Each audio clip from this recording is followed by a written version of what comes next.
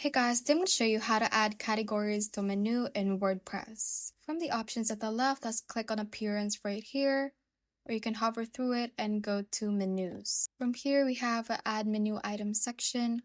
Under is the Categories section, so let's expand this one.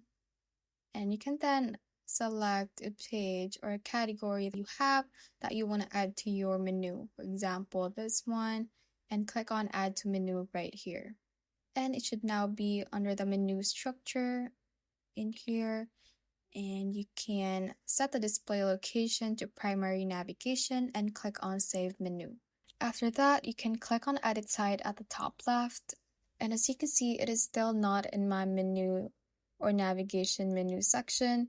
So what I can do is go to navigation from the options at the left, click on this three-dotted icon beside the navigation word, click on Edit, and you can then edit the navigation menu part. If you select a certain menu option right here, you can see a plus icon, so click on that, and we can then type that certain category. So for example, I have it named fashion and can select it like that and click on Save at the top right.